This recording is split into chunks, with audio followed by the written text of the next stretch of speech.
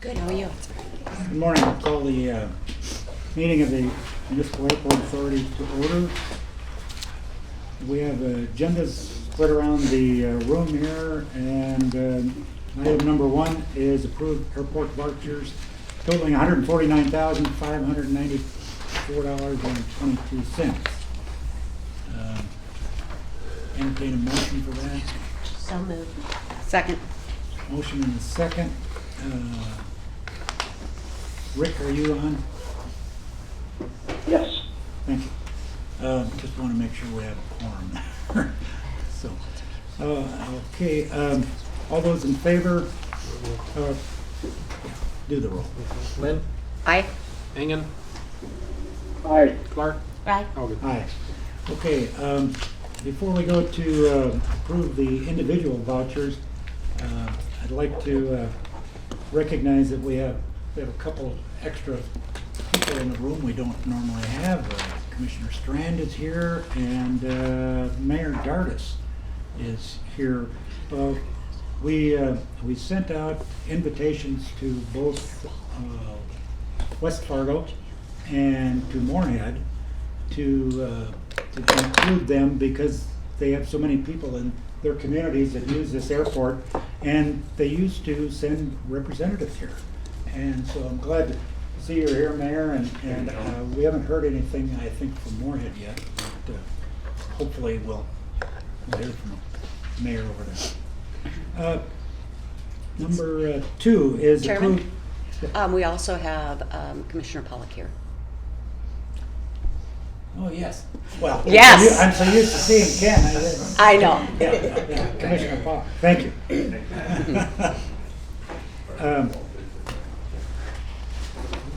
Number two is approve individual vouchers that entertain a motion for A through D, or if anybody wants to split them out. So moved. Second. Motion and a second. Any discussion? Hearing none, call for the roll. Lynn, Aye. Engen, Aye. Clark, Aye. Hogan. Aye. Number three is discuss proposed airport investment accounts with First International Bank and Trust. We had a meeting with First International, and I see they have a couple of representatives here. If anybody has any questions, any comments from those meetings? Rick, you were in that meeting. Anything you want to bring up? Other than the difference in rate of return on the earnings, no. It's far enough apart that we need to take advantage of it while it exists.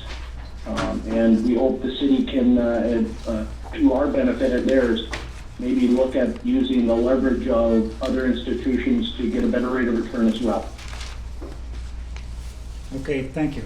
Yeah, we have a fiduciary responsibility to get the most money for the money that we have. We have to also, this was a discussion item in our MOU negotiation, and we had a great deal of discussion about financing and how we're going to operate with those accounts, and the amount of construction we are facing in the future here.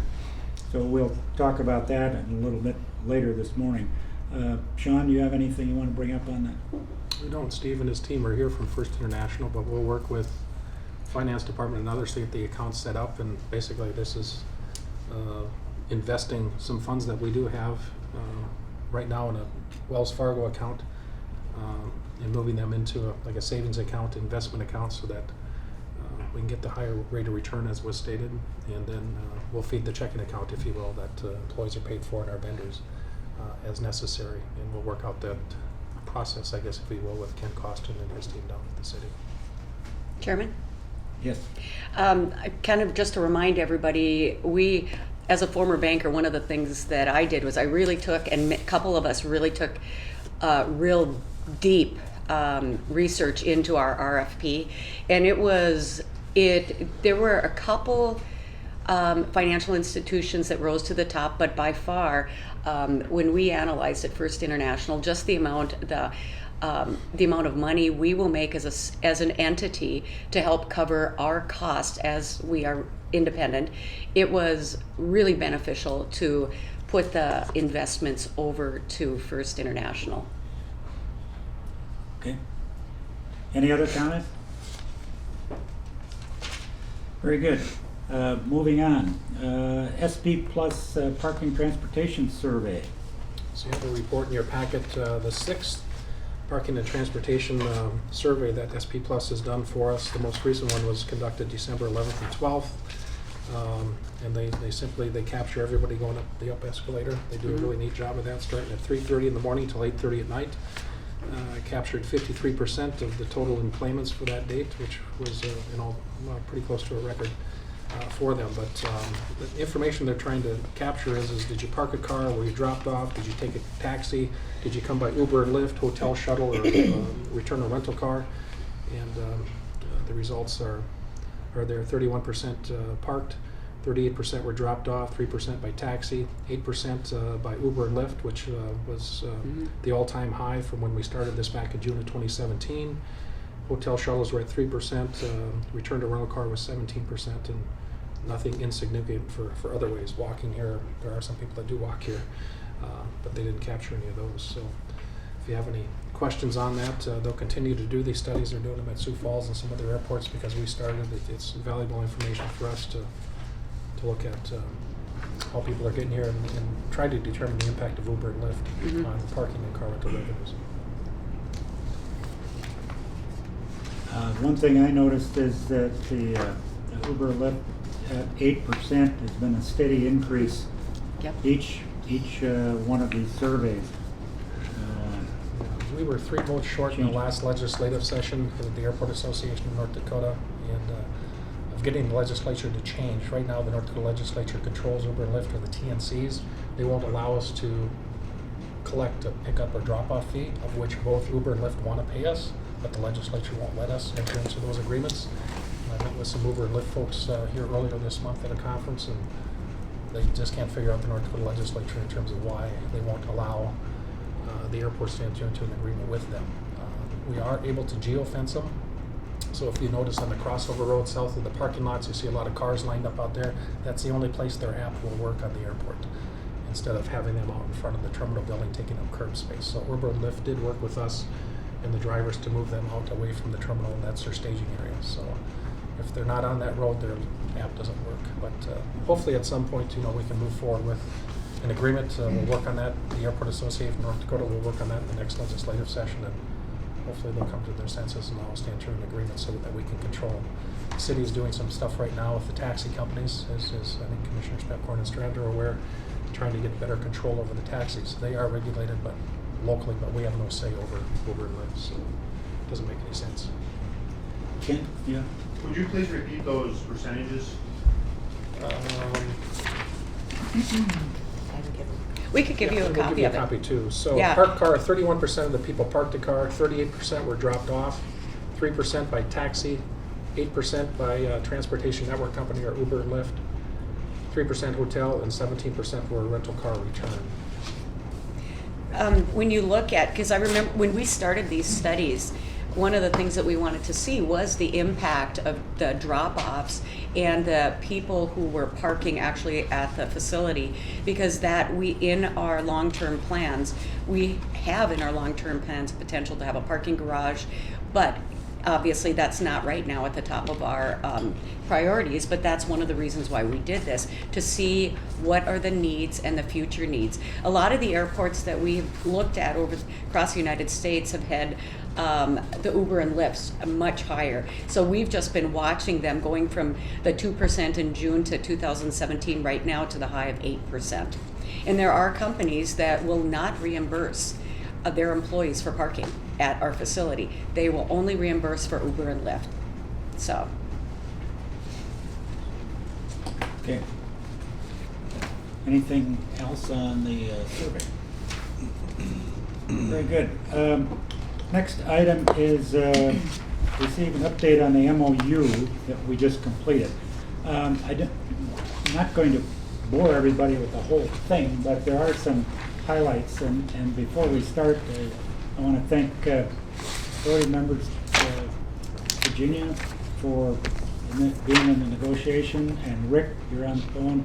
Stacy did a lot of work, and on the city side, John, for enabling the entire mediation thing to happen, first of all, and then with the mayor and city attorney. So the MOU is here, it's signed, and basically in the beginning it just talks about the historical background back to 1969, how we got to this point, and nothing much different there from the last agreement creating the airport authority. Then there is a section that talks about chapter 2-06 and employees and authorities for hiring based on the state statute. Then the contentious issue, and you will see why. I'll try and go through this without putting you to sleep. But the portion of discussion that was contentious was city employees. Are they airport city employees, or are they just airport employees? And if you look at a handout that you should each have in front of you,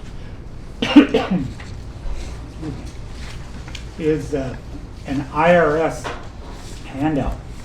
And if you think our MOU was difficult to understand, read this IRS handout, and you will see why we were both right and both wrong. So in analysis here, let me just cover this. Darren, did you locally close 2000? Thank you. The common law employer is the airport authority, the CLA, common law employer.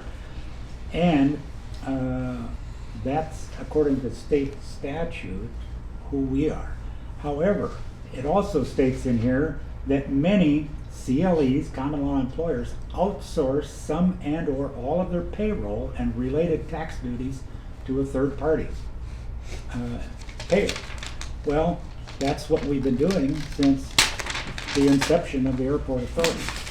So, okay, that makes sense. And then it also talks about a professional employer organization. And this was the third party payer that we were looking at with Pro Resource. So if the CLE, the common law employer, wants to outsource, it may do that. And then CLEs may have shared and shifted some of the responsibilities to this PEO, or professional employer organization.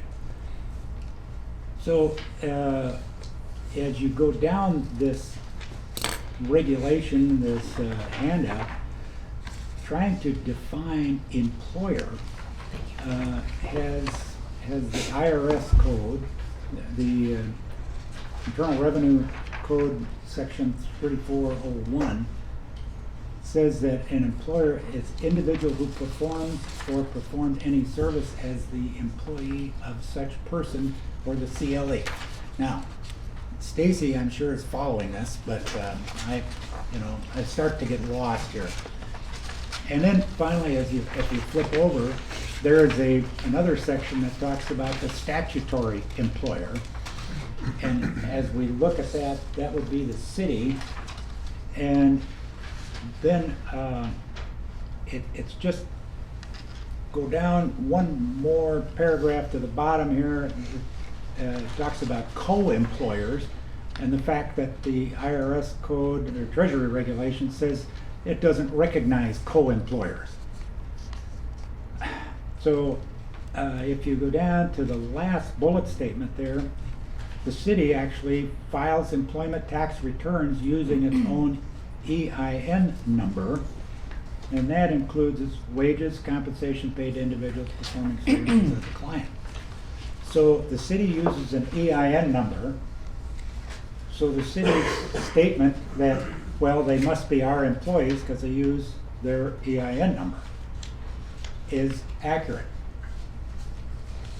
So I just want you to understand the angst we went through trying to resolve whether Dan works for the city or whether he works for the airport.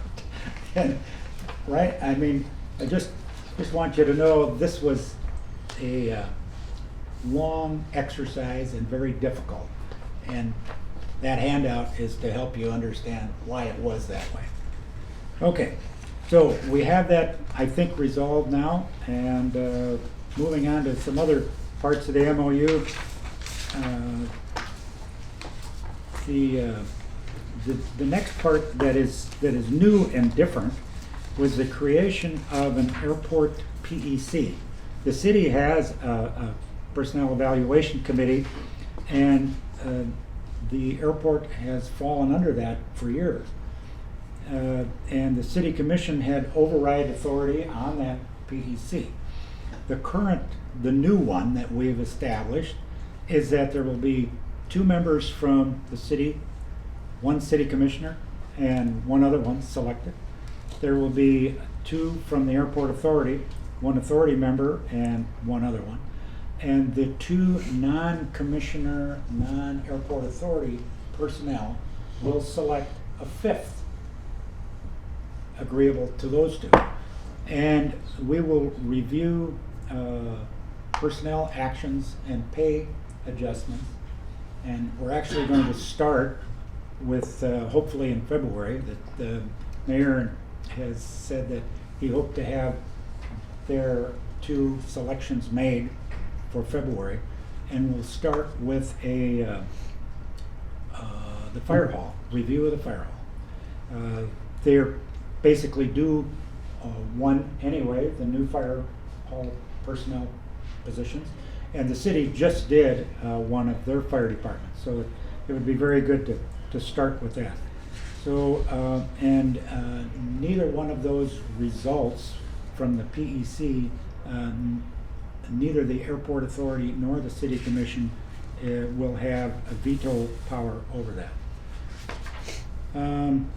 The next thing we just talked about a little bit is financial and administrative accounting. We have a great deal of construction coming up. We'll call on Jeff a little bit later about that. But our funding, we do have some reserves sitting in Wells Fargo right now that we need to move to get a much better rate of return on. That keeps the FAA off our back with diversion of funds. The cost for the hiring the city to do our payroll, to do the other things is listed in here, and it's through 2017. That's $107,000 a year. For 17, we don't have city's bill yet for 18 and or 19. So we need to work on that. Mr. Chairman, I think you know this, we're revisiting that after a discussion you've all had, so hopefully you'll get some better numbers on that soon. Yes, and that's and for everybody, the FAA has to approve that cost share number in there. So even though the city gives us their estimate of what it is, the FAA still has to go on the Omni-VOR. And some of you non-pilots don't. That's navigation thing. Never mind. So the next section that I bring up is just governance, command, and reporting structure. That was listed in 2-0606. So that is stated in the MOU. Finally, well, not finally, but towards the end, we talk about cooperation between the city and the Municipal Airport Authority. And there's a great many things that we work on together. Mill levy, bonding, our mutual aid agreements, and fire department mutual aid. You know, City of West Fargo, we helped put out fire over there. So a couple of times we've done that. We work with the city on easements, various projects, work with planning, development, assessor's office, auditor, engineering, zoning, water waste management, forestry, and again, police and fire hall. And of course, lastly, economic development. The section 13 in the agreement talks about the renewal and the term of the agreement, how we can modify and or terminate the agreement if we need to. At the 1 year coming up this July, it'll be the first one, but then it'll be annually thereafter. So, and then the agreement will extend for 3 years and finally 5 years, but with a termination possibility, dissolution. Okay, I think that's the highlights that have been signed. Anybody have any questions, any additions, anything? Dr. Johnson, anything? Rick, you were in negotiation, anything to add? No, nothing. Okay. Stace, anything from the legal department? Other than going through that, wears me out just listening. But no, nothing to add. You did that well. Very good. Okay, that we'll do that. And again, thanks to everybody for all that work on that. Then the next, this is our annual meeting, will be election of officers. So I would ask for nominations for chairman. Mr. Chairman, I nominate Tammy Lynn. Okay, we have a nomination. Do we have a second? Second. Thank you, Rick. A nomination. Any other nominations? Any other nominations? Any other nominations? Hearing none, I'll call for the question. Roll call. Lynn, Aye. Hagan, Aye. Clark, Aye. Hogan. Aye. Thank you. You may have the gavel. Thank you. Yep. We're gonna switch right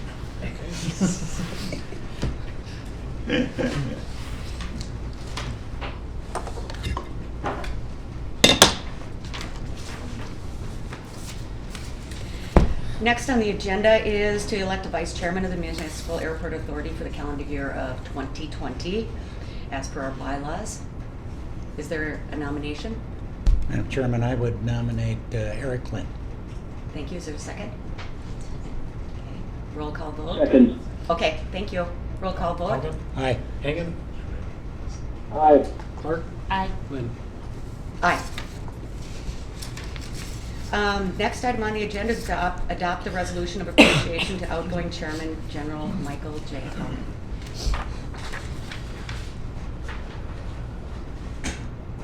And a lot of people do not know the impact and the work that has been put in by this gentleman over the last so many years. But even over the last 6 months, just, you know, I would get texts and I would get emails at all hours of the night, and he has worked tirelessly. But his knowledge, you know, I've got the business background. His knowledge of aviation and the background knowledge of everything in aviation and government. I'm so glad you're gonna still be on for next year. Any other comments? Would you pass my coffee now? Do we need a motion on this? Yes. I move You to move. adopt the resolution. Thank you. Is there a second? Second. Thank you. It's been moved and seconded. We adopt a resolution in appreciation of outgoing Chairman General Michael J. Hogan. Roll call vote. Hogan, Abstain. Hagan, Aye. Clark, Aye. Lynn. Thank you. Aye. Thank you so much. Is there an airport construction and security update? yes, Mr. Klein has a few All items. righty. All right, I guess first up, I'll start with the ongoing project for UPS. We're in the home stretch of putting those plans together. And within the next week or so, I'll have a refined cost estimate to share with the authority. Don't hold me to this, but my gut feeling is it'll be around $18 million. So but I wanna, get some, fine tune the quantities and everything so I can give us, most accurate, estimate as possible, so. And then the other item, or one of the other items is, late last week, Mead and Hunt had a conference call with, some people from, FedEx to discuss, the upgrade to the Cat 2 approach. And basically what it is it's, essentially advanced, navigational equipment to lower the visibility minimums for aircraft and land under adverse weather conditions. And initially we had sent out a user survey and didn't get a lot of compelling evidence from organizations that they really truly needed this instrumentation. So we had taken it a step farther and set up a conference call just to attempt to get better, more detailed information to put into our justification report. And in a nutshell, what FedEx said is, yeah, it would be nice, but we really don't need it because missed flights are such a rarity in Fargo. So what Mead and Hunt will do is we'll finish the report and send it to the FAA. And again, my gut is I'll just say it's not justified, and we'll just not move forward with the project. So, but we'll finish that up and get it submitted and go from there. So.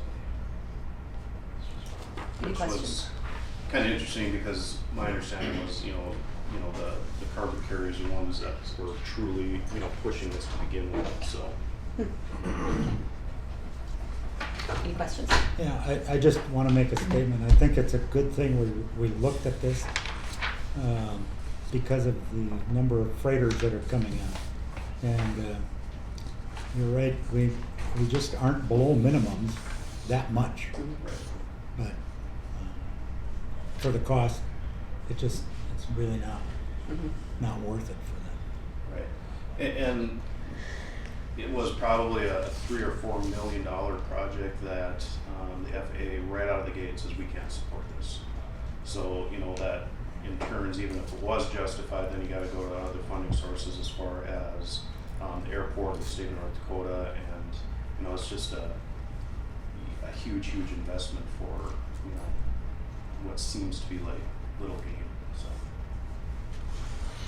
Yes. Can I ask a question? Yeah. So would that benefit like the regular commercial airlines too, or is it mainly for the? But it wouldn't be used that often. Is that that's Right. It'll benefit some of them. So. Yeah, if the aircraft is equipped with the proper navigational equipment, but we don't have enough low visibility events to probably move forward with it. It doesn't solve the situations when we have crosswinds. So there's a crosswind component. Aircraft land to take off into the wind, but sometimes we get straight out of the east or straight out of the west winds, and depending on how many knots that is, there are some commercial aircraft that can't land with that. We do have an east-west runway, but it doesn't support some of the heavier aircraft. So, but then again, once you add all of that up, we just don't have the justification to do that. So, Yeah, you end up having to have dual ILSs and localizers here. So glide slope. So you have to have two antennas. Then your aircraft has to have dual, and you go from basically a half-mile visibility down to about a quarter-mile visibility. So the windows that you've got there are really small. But if it's the UPS and FedEx big airplanes that are coming in, it's a big deal. Yeah. But I think FedEx shared with you during the call that they have heads-up displays in the cockpit now where they can go in at 100-foot ceiling or less. So, if the ceiling's 100 feet off the ground, they can still land in that situation with the new technology. Correct. Yeah, that was one of the eye-opening things for us was, the airport has the minimums, but FedEx in particular has the ability to, go beneath those minimums with their own procedures and instrumentation. So. Thank you. Yep. And then the last thing that I wanted to share is I handed out, I think everyone got a copy of this, these are all the projects that are in the PFC application number 9 that after about a year and a half, we're in the home stretch. We submitted the draft application to the FAA back in December of 2018. We got comments back in December of 19, and over the course of last month, we've kind of arrived at, this is going to be our list of projects. And I should say, these are the PFC eligible projects, so there were a number of projects that got kicked out over the course of the application process. There were airfield marking projects. There was some parking lot lighting that got kicked out. There was a parking lot that got kicked out.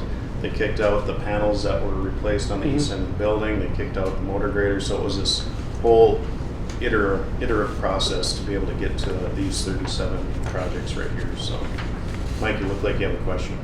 No, I was wondering about the motor grader. I saw it up over and doing a great job the other day. We have Right, that's the perplexing one to us is in the AIP handbook, it specifically states that motor graders are ineligible for funding, and we had tried to make the case that, and we will still try to make the case that it's obviously a piece of snow removal equipment for maintaining a safe airfield.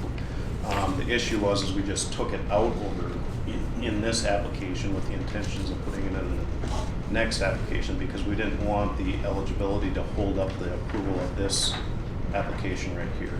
So, because what I'll end up having to do is that the ADO will have to take it up to the regional headquarters level for approval. So, because the eligibility for motor graders changed in the February 2019 PFC update that they did, so they took them out. So Aberdeen got theirs covered. They were in just before the February thing.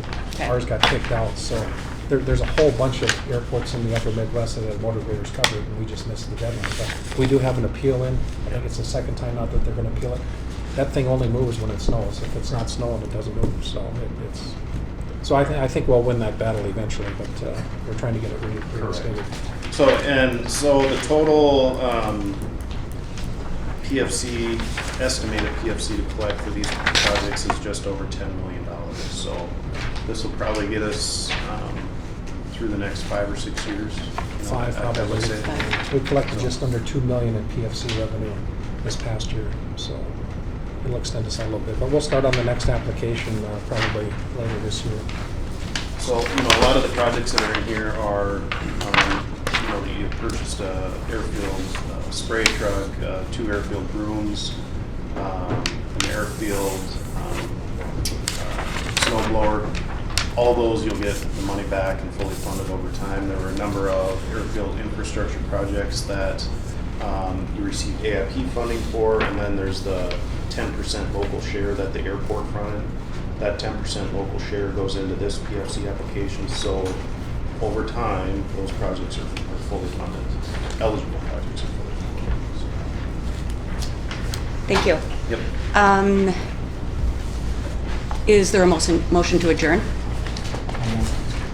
Is there a second? Do I have to do a vote? Meeting adjourned.